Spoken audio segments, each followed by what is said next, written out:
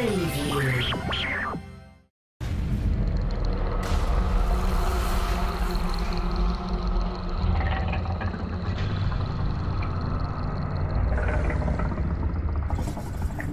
My name's Cliff Bleszinski. I'm the design director at Epic Games, and I'm currently working on Gears of War 2. Gears of War 2 takes place 6 months after the events of the first game, and winter is coming on fast, and the Locust Horde are back. And this time around, they are able to sink entire cities. Humanity has fled to this location called Jacinto, and all of the cities that are next to it are sinking, and if the trend continues, Jacinto itself will fall. And now what humanity needs to do is essentially strike back against the Locust, go underground into their home world, and find them and eradicate them once and for all.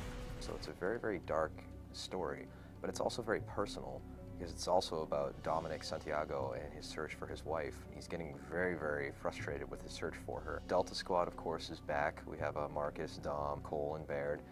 Carmine is back. We're not really saying how Carmine is back, but he's everybody's favorite green soldier. Of course, Hoffman and Anya are back, Anya being, of course, your dispatch.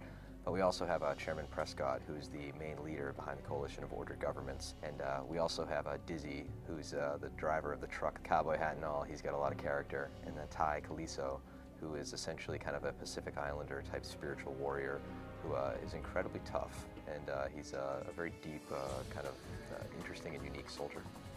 So today we're having a big hands-on session with the press, and they're able to play a lot of the competitive multiplayer.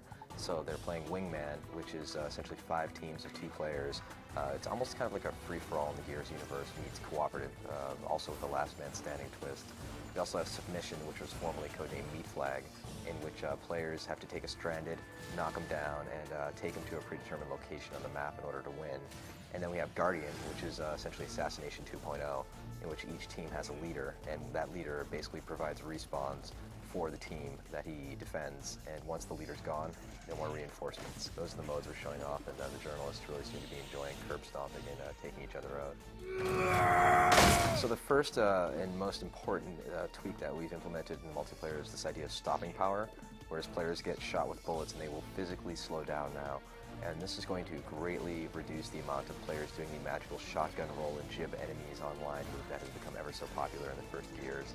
That really wasn't the game that we intended to build, and we want players to be supporting each other, flanking, providing suppressing fire, and things like that. We found that when we implemented stopping power, that players sometimes had these standoffs that weren't being broken, and we decided to implement the idea of a concussive force with smoke grenades that doesn't hurt players, but it does knock them essentially kind of flying around like a rag doll, kind of like bowling pins being knocked over. And you can stick those onto the wall, you can toss it in blind fire, and once those land, players will scatter everywhere, and it's a great way of stirring up the pot, so to speak. We've also implemented an ink grenade, which is essentially a poison grenade that players can use as kind of an area of denial to flush enemies out of any sort of area that they might be camping in. We have piles of new weapons, and we've tweaked the heck out of the cover system. The first Gears, the game was about 85% where it needed to be as far as the responsiveness of cover, and we were going to be as close to 100% in Gears 2 as possible, and really make what I believe is the definitive combat cover system for the industry. A certain amount of the features that are implemented in Gears 2 were basically some ideas that weren't able to make it in the first game. For instance, crawling when players are down but not out. We didn't have the time and the animation support, and now seeing somebody crawl away from you where they're trying to mash the A button and get away, and then grabbing them and taking them as hostage is always tremendously fun. If you get close to them, you have several options. Basically, every single colored button on the 360 controller does something. The A button will essentially take that enemy as cover, take them as a human shield. The X button will do a curb stomp, and this time around you flip them over and actually step on their face, which is very gruesome. The B button will do a quick custom animation, which is a big melee bomb to finish them off. And the Y button does kind of the coup de grace, the extended finishing move, usually involving slinging the sniper rifle like a sledgehammer or using the torque bow blades to pop somebody's head off or something else equally gruesome. The Hammer Burst was a very useful weapon in the first Gears, but you know, we always felt like we could tweak it, make it a little bit better. So we redesigned the gun model, made it a fully automatic but slightly slower firing weapon than the Lancer, added in a bit of a zoom ability, as well as the players have the ability to fan the fire button to fire the shots as fast as they can, at the trade-off of the fact that the gun will kick like crazy. We've also added in the Gorgon, which is a semi-automatic pistol, which when you take somebody hostage and have that weapon can be a very, very deadly 1-2 punch of an offense and a defense. And then we've also added the Scorcher, which is the Gears flamethrower, and if you get a perfect active reload with this weapon, your flame will actually actually go about 25% further.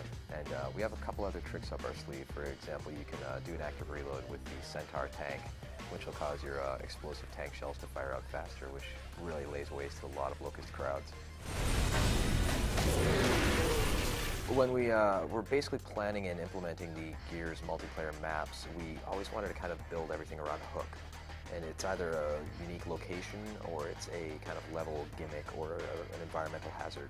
So in River, the idea is basically that this is almost a two-fort setup with a beautiful mountain hamlet, whereas Gridlock, of course, is the classic Gridlock now with cars that explode, by the way. And security is based around the hook that there are security fences that will jib players if they attempt to walk through them. We also have a very, very cool and easy-to-use party system that allows players to essentially buddy up in a group and then find another group to fight against and essentially stay online together before the match, during the match, and after the match. We also have in a screenshot mode that players can take pictures and upload it to a separate web server to check out images of their game, as well as achievement tracking. We have a war journal that tracks the player's screenshots and his achievement progress and his collectibles he finds in the campaign. And basically just adding in a ton of extended multiplayer functionality so the players can be playing the game for weeks and months to come after it ships. Gears of War 2 will be coming out this November exclusively on Xbox 360, and we look forward to gamers checking it out.